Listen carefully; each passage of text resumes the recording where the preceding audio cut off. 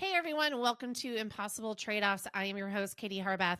Today we're bringing you a discussion between two folks that are very well known in the fact-checking community, Claire Wardle and Daniel Bramati, who have worked with Google on developing fact-checking coalitions, particularly around elections. And so Claire is currently the co-founder and co-director of the Information Futures Lab, and she's a professor of practice at the Brown School of Public Health. She's very much considered a leader at the field of misinformation, verification, user-generated content. And in 2015, she co-founded the nonprofit First Draft, which really worked on helping fact-checking organizations like Daniel, who is the editor of Estado Verifica in Brazil, to build up these fact-checking coalitions and see how they've evolved over the years, of how their challenges have gotten harder, how they've gotten better. So we talk about all of that in this conversation. And so I hope you enjoy. Claire and Daniel, welcome to Impossible Trade-Offs. Thanks for having us. Thank you so much. I want to get started by first just having both of you introduce yourselves. Claire, why don't we start with you? Yeah, so my name is Claire Wardle, and I have been working in the kind of practitioner academic space for about 20 years now, thinking about the challenges of what do we do around information that we don't know whether it's false or not. So I did a lot of work early in my career at the BBC when newsrooms were struggling with it. I'm now at Brown University, and in the meantime, I ran a nonprofit helping other organizations. So yes, I've got quite the crazy CV. Daniel, how about yourself? Well, I am Daniel Bramati. I am the editor of Estadão Verifica, which is the fact-checking unit of the newspaper O Estado de São Paulo here in Brazil. And in 2018, I was the president of ABRAGE, the Brazilian Association of Investigative Journalism. And we were invited by Claire, by First Draft, to coordinate, to help First Draft to coordinate a project around misinformation in the Brazilian elections in that year.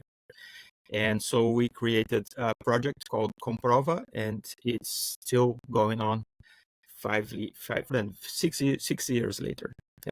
I'm really excited to dig into that because the reason we're all coming together is that we all worked with Google on a report about how to create fact-checking coalitions, particularly around elections. And this is something that, Claire, you worked a lot on with First Draft, and Daniel, you have as well.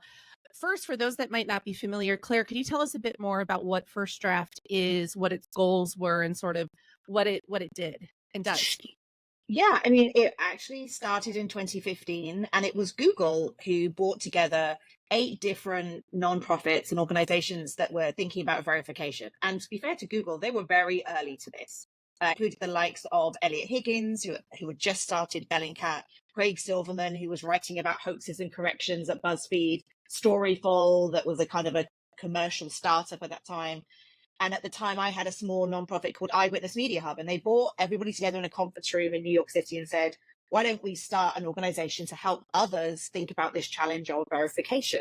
So it started small, just this coalition of 8 organizations. We used to publish a story on our website once a month.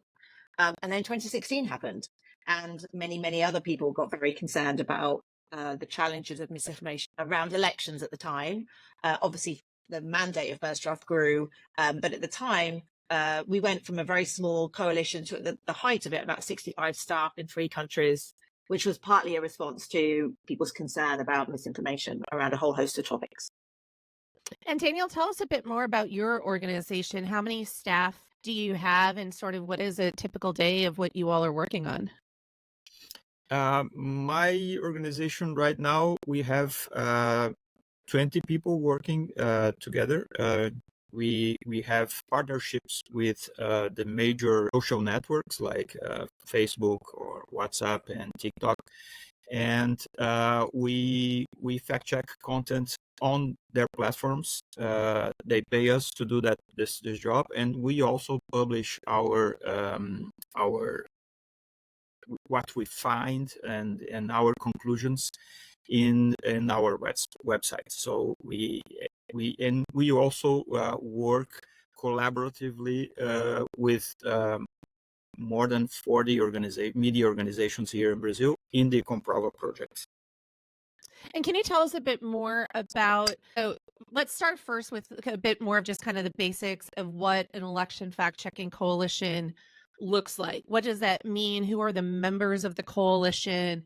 What is bringing you all together in which to build these? I don't know, Daniel, maybe if you want to start first with Comprova and how you all have been structuring that. Yeah, the method to work together was given to us from first draft. So we had the tools and the knowledge to work with misinformation, thanks to Claire. We at that time, Raji worked as like an entity that was not in competition with other media organizations. We were not publishing content. We were not in the market. We are a non-profit organization. So we worked as like a facilitator in the process. We were in the middle, and we invited other organizations to join the project, and we basically listened to these organizations. All decisions were made in consensus meetings, and we fundraised, and that was our role in the project. And so, Claire, it sounds like from reading, we're going to link in the show notes to the fact-checking coalition best practices that we put together. You at First Draft really helped put together the blueprint for a lot of these fact-checking coalitions that sprung up, 2017 in France, 2018 in Brazil, many elections around the globe. Can you go into detail for us about what were those best practices that you were giving these organizations? What was that blueprint? So thank you for mentioning France. Basically, in the end of 2016, we'd had kind of the surprise elections of Duterte, Brexit, and Trump. And so by the end of 2016, there was this moment of, well, what does this mean? What have we missed? And a number of French journalists got in contact just after the American election, said, we have an election in April. What's going to happen? So we decided to go and basically just hold a town hall in Paris. Google News Initiative was part of that, invited a number of people. And to Daniel's point, we just listened. But we call it CrossCheck, which was the idea that nothing would get published without multiple news organizations cross-checking each other's work. And that article would be published with the logos of different news organizations collectively. And what we learned in France was that you needed a mixture of news organizations, both across the spectrum, but also local, regional, and national. Because when we did the evaluation, there were people in parts of France that would say, I don't trust the Parisian media at all. I live in Strasbourg and I trust my local news organization. And because they were part of the coalition, we trusted what was happening. And so when we went to Brazil, we had similar conversations. And to Daniel's point, collaboration moves at the speed of trust. And I think I went down 5 times to Brazil, but simply as I would be there to answer questions, but it was all about events with Post-its. It was about what are your pain points? What are your concerns? And of course, it was always, we're competitive because we're in newsrooms. What's the benefit to us of working collectively? And we'd say, well, you know what? At the moment, all of you are hiring verification and fact-checking experts, and you're all doing the same work. If you are actually sharing some of this, then maybe you could do more work, and you could actually, and also if you're not competing and you're all publishing the same material, people will come to the site that they already trust. So there was just a lot of building trust with news organizations that said, this is completely rips up the way that we've done this before. And I think that was what was so heartening, was that in that moment, news organizations were starting to say, okay, we can compete on the investigative journalism, we can compete on the scoops, but we shouldn't be scooping each other, cleaning up the armpit of the internet.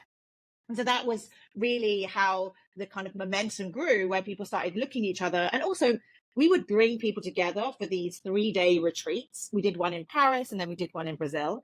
And you would watch journalists from other organizations be like, oh, that's the system that you use in your news organization. That's interesting. And in Slack, you'd have to build up trust so that they would be okay asking each other for help.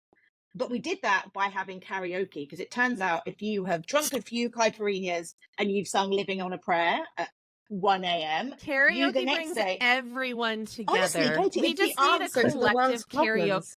We just need a collective karaoke moment in the world. Maybe we're totally thinking about this agree. way too hard. And because then we realize that we're all human and we all love the same 5 songs.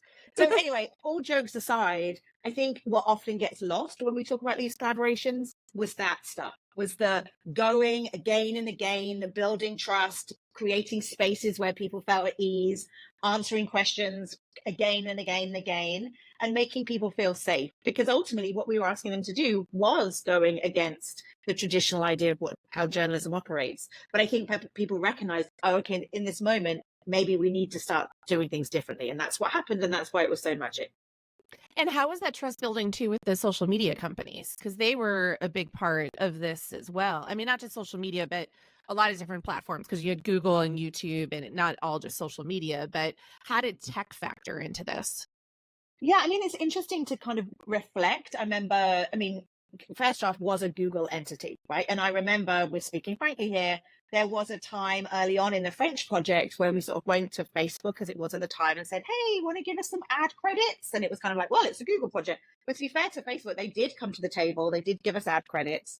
And I think having a recognition that two very competing tech platforms were prepared to think about how they could work together. The same happened in Brazil. They both funded the project and both supported. I think that was a really powerful part of it. It wasn't easy, I have to say. I mean, we have to recognize that these tech platforms in those moments kind of saw these initiatives as a way to show how much they cared about it. So giving up space, but we're like, we can't ask the newsrooms to collaborate if you refuse to collaborate. And then there was this recognition from senior staff, like, okay, maybe we can do this. And it worked really well, but there was some cultural issues there as well. I'm curious on the French election. I want to ask you, because I remember there was quite a bit of drama at the end of that election, where there was a hack and leak situation, kind of similar to what had happened in the US in 2016. And I was inside of Facebook at that time. I mean, that weekend when all of that happened was because we didn't have all these processes in place yet. We were still putting so much of it together. We were putting these policies together, and I remember it just being a very chaotic time internally, trying to figure out exactly how to handle that material and whether or not you take it down or not, because France also has a very long blackout period of being able to talk about this. I'm wondering if you can share a little bit about, kind of in the spirit of this podcast of being impossible trade-offs, how were you all thinking about that from the fact-checking side of things, and how were you, what things were you having to trade off or think about in terms of how to handle that content? I mean, it's funny to think back again. I mean, that was 7 years ago. And I do think there's huge lessons to be learned, because you're right that actually for CrossCheck as a collaboration, everyone's hands were tied because everybody was in a blackout, right? And I think the same for the deepfake that happened in Slovakia. Slovakia had a blackout. Like, I think we should reconsider blackouts in an age of last minute election disinformation efforts. And let's just, for the Americans in my listening crowd, because they may not be familiar with what blackouts are, can you just describe what that is and what constraints they have on it, just in case people are like, what does that mean? Yeah, I mean, it's the idea that you can have a blackout around a length of time. And I think in France, it's 2 full days. I think it might be 48 hours. But what that means is there can be no reporting on the campaign. And the idea is that there should be kind of no last minute attempts to impact the vote, that there's enough time between the last thing you've read about the election and the time that you're standing in the ballot box, which I think is a nice, quaint idea from the age of a very different information environment. But there are still a number of countries that have that. It's kind of impossible to think about that in the US context. But so the Macron leaks, which was basically this huge dump of materials, PDFs and other kind of documents, was that we didn't really have time. I mean, to be fair to Storyful, there was somebody at Storyful, a journalist, who really was very quick to figure out what was happening here. And in Slack, there was discussion about it, because this was clearly a disinformation campaign. But at the same time, the journalists were like, and we're like, we can't do anything about it. And I think that for us was a really important learning point. But we did feel like some of the earlier work we'd done during the campaign, talking about tactics, talking about the need to be careful, talking about disinformation, we had this hope that maybe the French audiences would understand that might be happening. But it was a bit of a wake-up call, I think, about how the journalists just felt completely, despite all the great work, having to sit on their hands at this really important moment. And Daniel, so then moving forward a year to 2018, Brazil had their elections in October, right before the U.S. midterms, which I love how international elections all get clumped together because it makes for a lot of work for those of us who work globally. You know, that was an election as well. That was when Bolsonaro won, if I remember correctly. What were some of the challenges that you all had in doing your work around that election? Were there particular moments that you remember where things got particularly tough? Yes,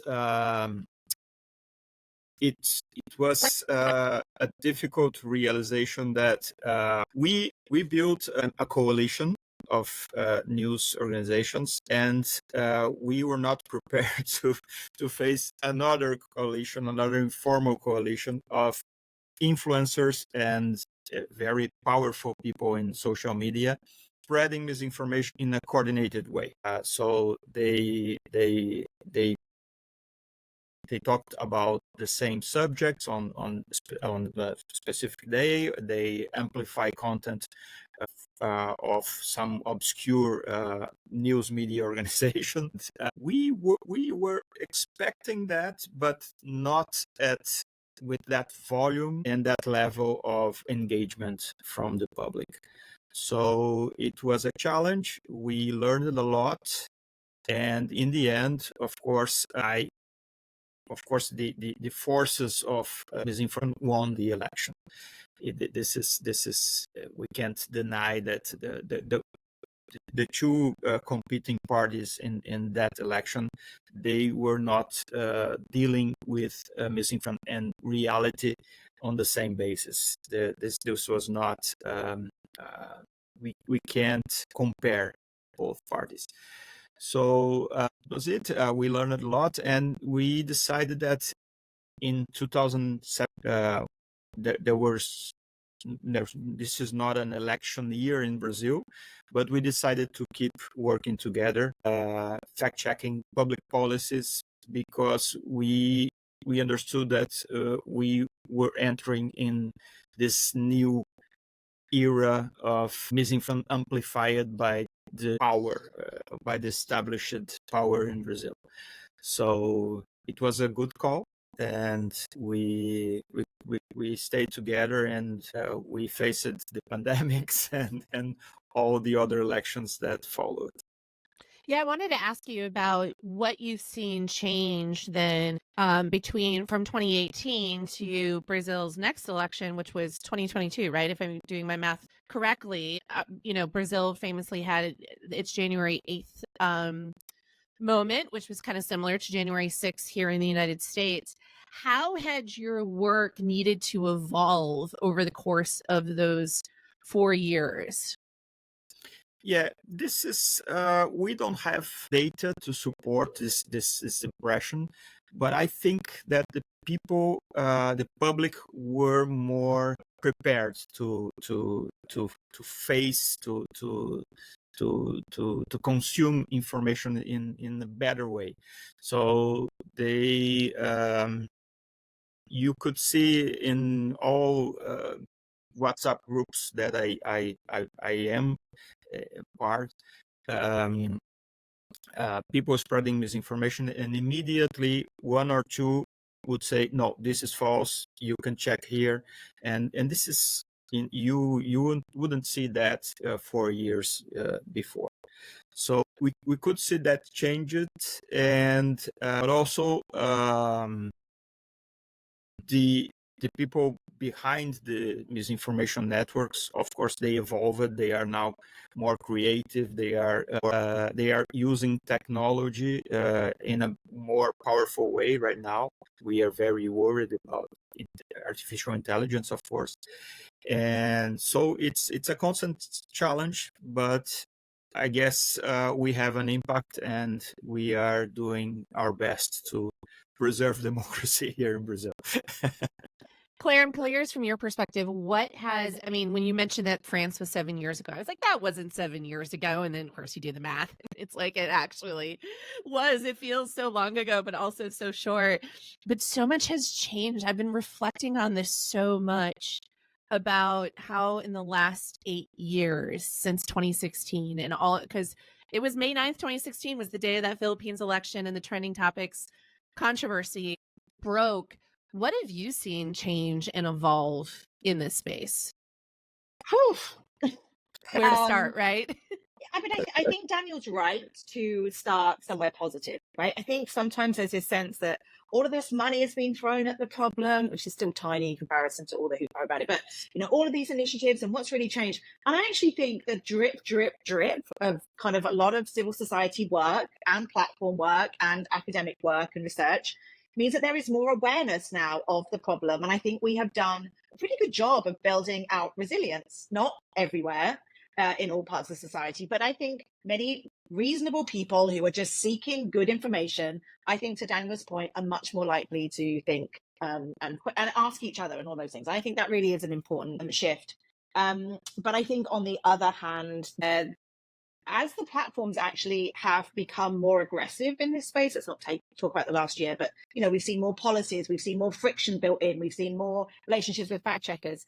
As more of that has happened, I think we've seen the bad actors shift their tactics to spend more money with dark PR firms, actually work more with communities who end up acting like bots, but they're just so passionate about a candidate or a topic, they end up pressing publish constantly. I mean, so I think that when people say to me, how does it look?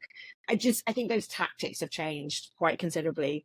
And so I think that's the need to continually update the public and help them understand, but at the same time not catastrophize and say, oh my goodness, AI, this is the AI election year and we can't trust anything. So we're constantly walking that fine line, I think, which is, as the tactics have become more sophisticated, we need to update the public but not scare them to not trusting anything.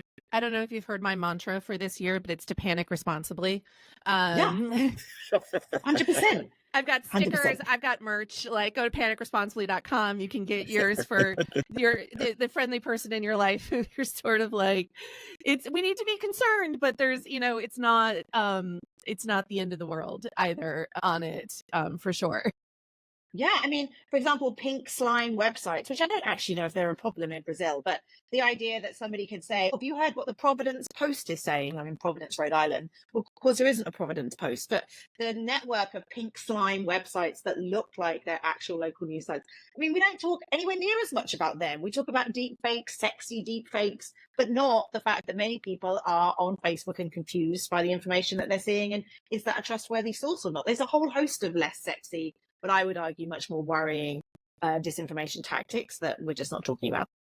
Claire, I also wanted to ask you too, because First Draft worked with fact checkers all over the world. And while there's a lot of similarities to elections around the world, there's also a lot of differences of the problems they face, the platforms people use, et cetera. I'm wondering what sort of things you saw how did you help people take the framework that you all built, but customize it to what they needed in their country?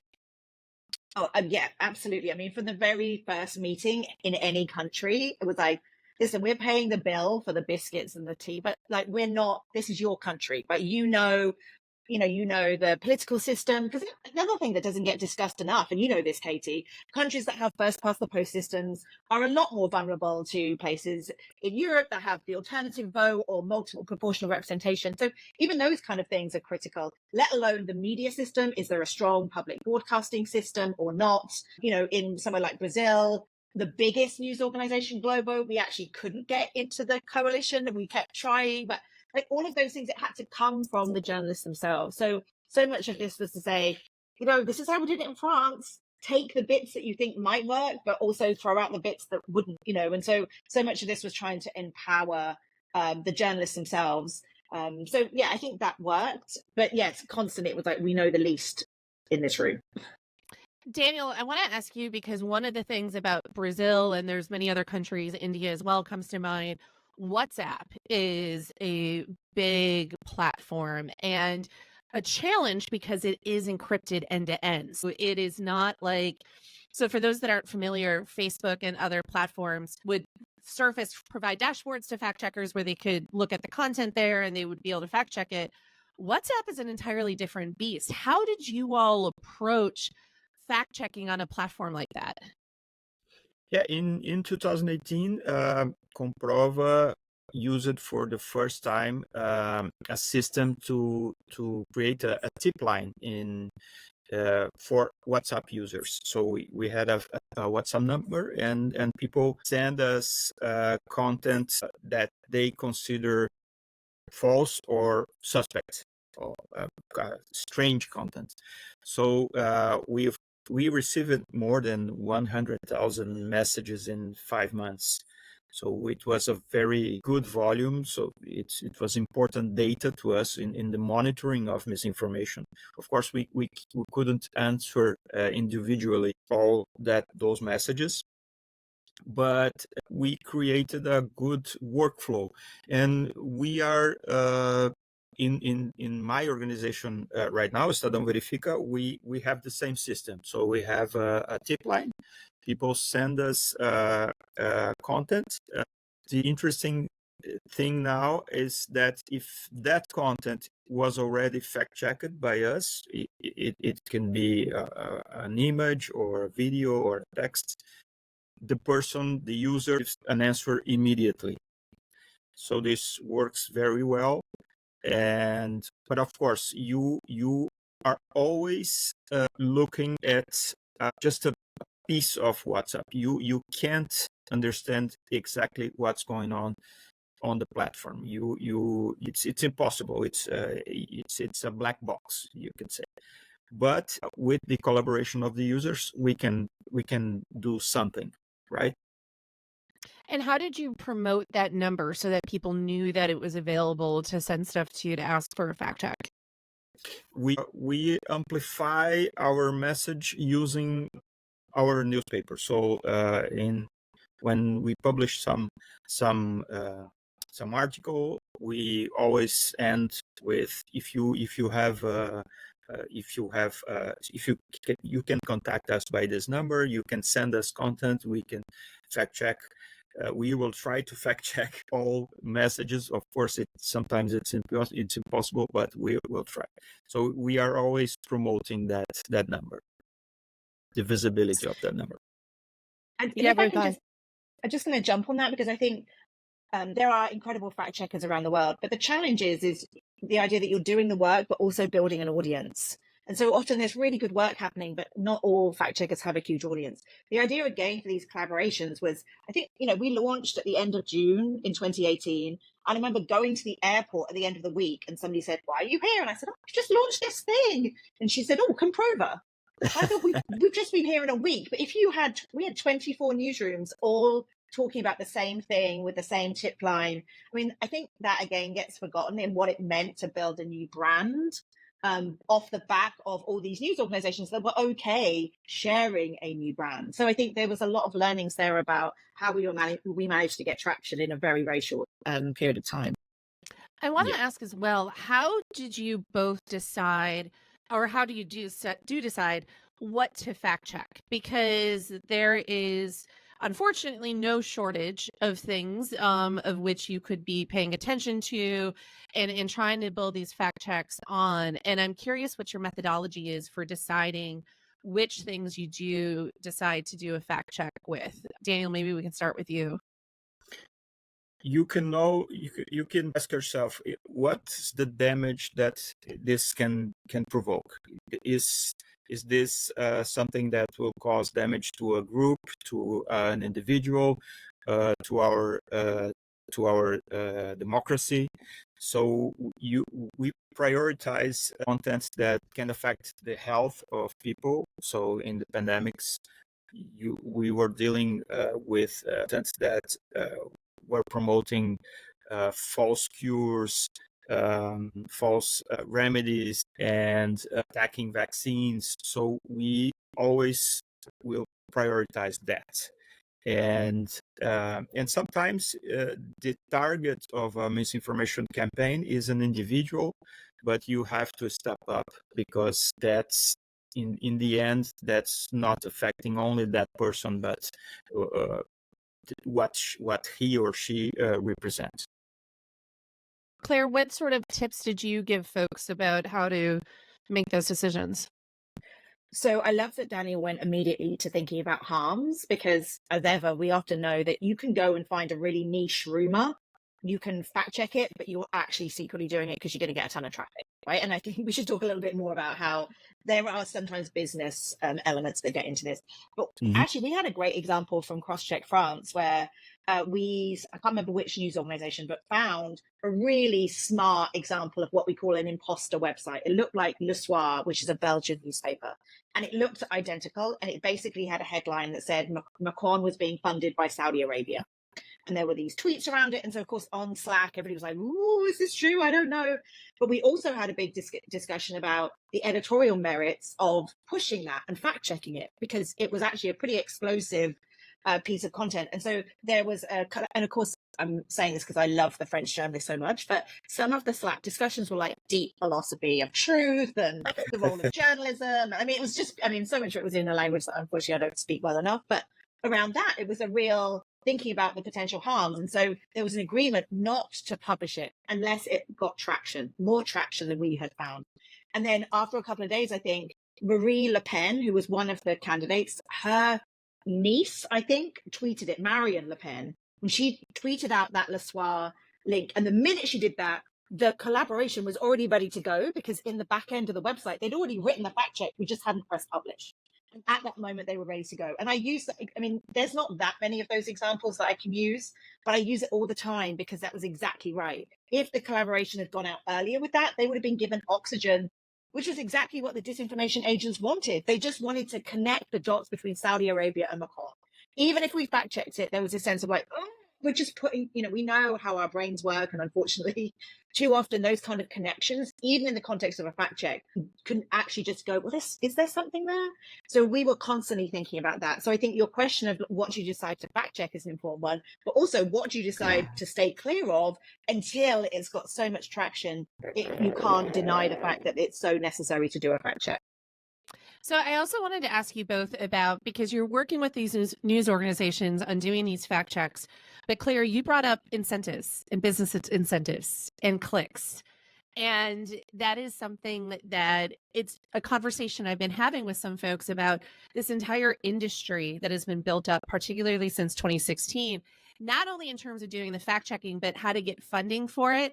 But then for news organizations who are dependent on traffic, they've hired reporters who are covering misinformation, disinformation in this beat. It's sometimes just self-fulfilling of what you're seeing, that coverage.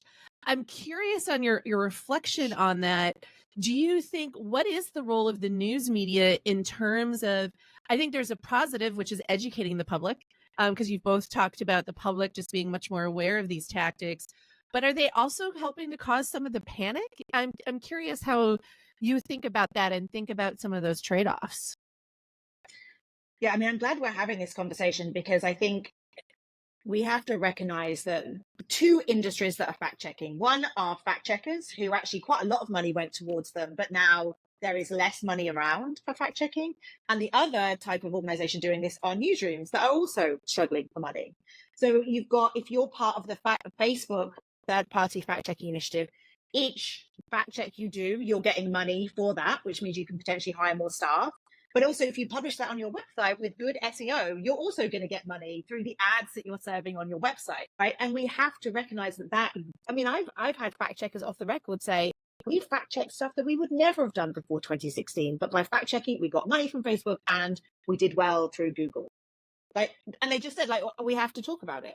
And there's amazing fact checkers doing amazing work, but we're naive if we don't understand that there are business elements to this. But just very quickly, I'll also say, particularly in countries where there are more and more paywalls, one of the things that we were so proud of during Comprova is people could access the site. There were no ads, there was no paywall. And I think we have to recognize that as there is more fact checking happening, not everybody can get access to the facts when more of that is behind a paywall. So we just have to think about those business imperatives. Daniel, anything to add about how you all think about that?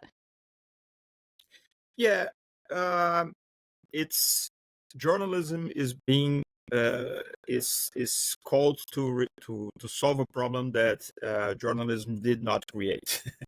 But I think we are in a good position because we have to build that trust relation with the public. And although you have political motivated groups always attacking journalism and always trying to destroy our credibility, we have to show that we have a method to separate what's fact and what's not fact.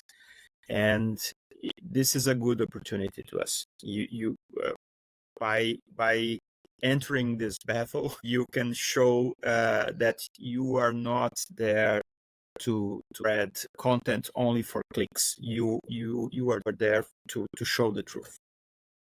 So Daniel, to earlier search you for the mentioned, yes. Daniel, you mentioned earlier AI, and so we certainly can't leave this podcast without talking about the topic du jour at the moment. How has AI changed your work at the moment? And are you seeing a lot more content that is created with AI? How are you all trying to approach that? Well, I'm going to give you an example. We are now having this tragedy in the south of Brazil. There's floods there, and a WhatsApp audio read like fire. It was a person telling a friend that he was helping to rescue people in their homes, and he saw a baby floating in the water. And he described the scene and everything, and that was shocking to people. I received the same message from a lot of relatives. So what a tragedy! But it was false, and people used AI to create an image to describe that scene. So it started on WhatsApp, and suddenly you could find the same content on TikTok, and it was the audio and an artificially created image. So I was not particularly worried about AI, because I know that the content that circulates more is not that sophisticated. It's not that sophisticated. It's basically sometimes you have very bad content circulating only because it touches the emotions of people, not because it's well crafted. But with this, I started to worry, because you could talk to people and they say, no, but it's true. I saw the image of the baby, and you have to explain, no, that's not real, and it's more difficult to convince people when they see something. And I was recently reading about people campaigning in India. They are just the candidates. They are just sitting there and they start to talk, and they are just people are just using their image and their voice to combine that with content created artificially. So it's a new challenge to us. How can you deal with that? How can you alert people to separate that from reality? And also there's another very dangerous situation to me, that suddenly if people cannot separate what's real and what's not, if they start to they will not trust anything, and that's the complete destruction of the public space. So it's a challenge. I don't have the answer right now, but I am worried about that. Claire, how about you? What are you seeing and thinking about when it comes to AI? So it sort of connects back to the last question about business models, which I think that I would love to see newsrooms see themselves play more of a literacy role in. I mean, that was just such a great example you gave, Daniel, right? Like how to tell the story of the ways in which AI is being used, because actually we know this from research. The more we teach people the tactics and techniques, they become better at spotting them in the wild. So I think if it's just about fact checking the claim or verifying the TikTok video, then we're losing an opportunity. Because I think with AI, I'm with you, Daniel, there's this obsession with deep fakes when cheap fakes, for want of a better word, can actually do just as much harm. But I do think we have to talk about what's possible just so that people are aware, and not to say if this happens, definitely don't trust it, but just be aware. I mean, in the same way as you teach your nana about not to be scammed. You know, when we think about the elections this year, I do think audio messages are going to be much more potentially damaging than videos. And I don't think it's going to be audio messages of the major candidates. I think it will be local, trusted messages, whether they're faith leaders or the person who coaches the local football team. And so just saying to people, hey, just be aware that, you know, let's play with some of these tools and see how easy it is. And I think the more news organizations led into that role, I think that we'd be better off than just playing whack-a-mole with the claims once they come up, right? So there was one news organization actually in early 2020, and we did some training with them in February, and somebody's like, oh, you know, every election, you see a video of somebody pressing a candidate's name on the voting machine, but it flips to the other candidate. And every time we lose our minds and it goes viral. He said, well, I was talking to an election official the other day and said, that's because sometimes the glue on the machine dries out and the machines needs to be recalibrated. And I was like, so you're going to do a story about that now in February 2020 to prepare people? He's like, no, but it's in the can just in case that video happens on election day. And I was like, and I know why, but I just wish we could think more about preparing. And I think AI, if we did it sensibly and responsibly, we'd be doing a better job, to your point, Katie, about not panicking than in the moment of like, oh my God, this audio message has gone viral. This is going to be the end of democracy. Like, let's start talking about it now. That's where I'm Well, and coming I from. think that you all, over the course of this conversation, I want to pull out a thread that I think is really important in this, in that a lot of people think of an election as just an election day or maybe the weeks leading up to it. And there's so much work that it is actually a constant thing that you need to be doing. And you do need to be thinking about starting way earlier to help people to understand what could happen while finding that balance of not spreading stories that don't have a lot of traction. So that's a trade-off you have to do. But also that post-election time period. Like, I was talking to a couple of folks yesterday that aren't that involved in politics, but they're wanting to help out on deepfakes and all that. And I was like, oh, I'm most worried about after the election, like after election day, between when the news organizations certify the winner in the US, right? And then when the election officials do.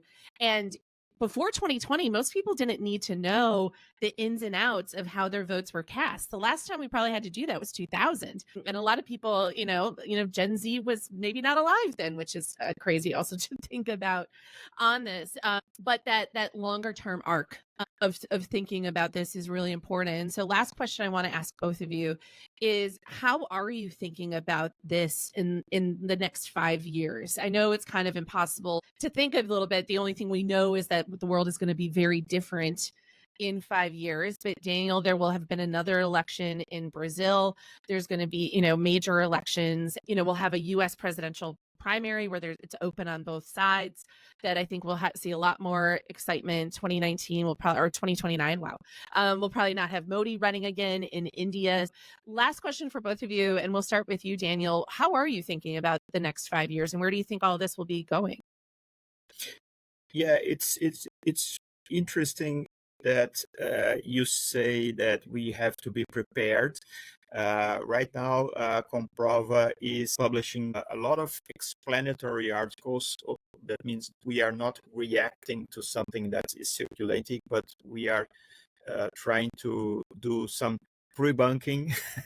So we are debunking in anticipation what we suppose it's going to circulate. And I think this is important.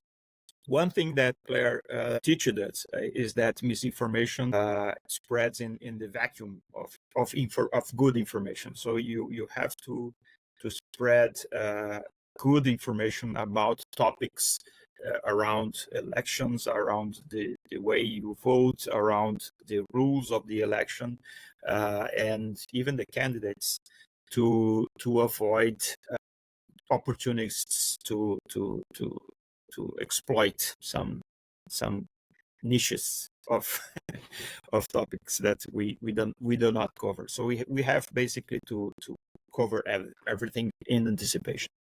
And you're reminding me too that I think it's Jigsaw, which is a subsidiary of Google, has a whole pre-bunking project that they've done, and a lot of information that I'll link to in the show notes if folks are interested in some of the efforts that they've put out on that. Claire, how are you thinking about the next 5 years? I'm worried. I'm deeply worried that we are going to get to a point much more quickly than I thought of people not being able to trust what they see. Whilst it might seem a bit frivolous on a podcast about elections, I felt like the Kate Middleton situation, where there are still significant numbers of people globally who do not believe that the video of her on the bench saying she had cancer was real. People who believe that that was a deep fake. And so we extrapolate that to elections, and I'm with you, Katie, the time after the ballot boxes are closed to the moment that the vote is certified, all of that, say we have videos of how votes were counted and people just go, well, don't believe that. Tell me why I should trust that. So I am concerned that unless we're having global conversations, if societies are not talking to one another about, hey, this might seem frivolous, it might just seem like something that's happening on Instagram or TikTok, but it might not seem that important.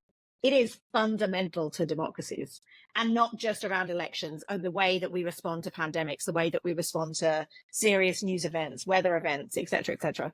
If we do not figure this stuff out collectively, and this cannot be a top-down approach, it has to be people talking to their friends and families and aunts and uncles about, no, we have to have a grounding. So I mean, if somebody had said back in 2016, where would we be in 2024? I did not think we'd be here. I would have said what we are living through now. I would have said, 2035.